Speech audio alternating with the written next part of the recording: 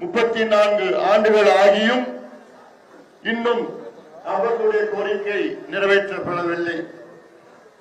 இந்த சமுதாயத்தின் கோரிக்கை நிறைவேற்றப்படவில்லை.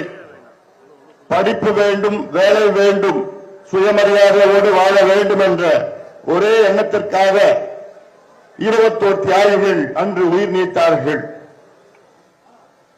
அதனால்தான் இத்தனை ஆண்டுகள் ஆகியும் இப்போ இருக்கின்ற ஆளும் திமுக அதை பற்றி எந்த அக்கறையும் கிடையாது.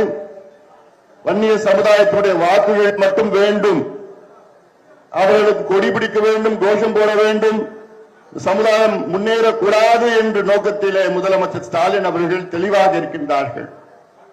அந்த அடிப்படையிலே தான் இன்று ஒரு அறிவிப்பு வருகின்ற டிசம்பர் மாதம் 17ஆம் தேதி தமிழ்நாட்டிலே சிறை நிரப்பும் போராட்டத்தை நாம் அறிவித்திருக்கிறோம்.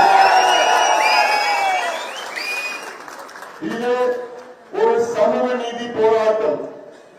தமிழ்நாடு முழுவதும் நம் கட்சியை சார்ந்தவர்கள், நம் துணை இயக்கத்தை சார்ந்தவர்கள், பொதுமக்கள், இதற்கு ஆதரவு கொடுக்கின்ற அத்தனை பேரும் சேர்ந்து அறவழியிலே நாம் எல்லோரும் கைதாக வேண்டும்.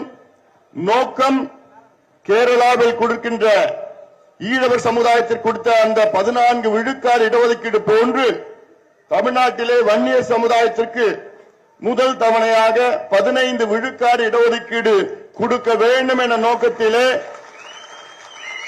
வருகின்ற டிசம்பர் 17ஆம் நாள் குறைந்தது 5 லட்சம் மக்கள் சிறைக்கு செல்வார்கள். அமைதியான முறையிலே அறவழியிலே சிறை நிரப்பும் போராட்டத்தை அறிவித்திருக்கின்றோம். அது உறுதியாக நடைபெறும். இதற்கு காரணம் உச்சநீதிமன்றம் தீர்ப்பு வழங்கி 1267 நாட்கள் ஆகிறது இன்று வரை. என்ன தீர்ப்பு?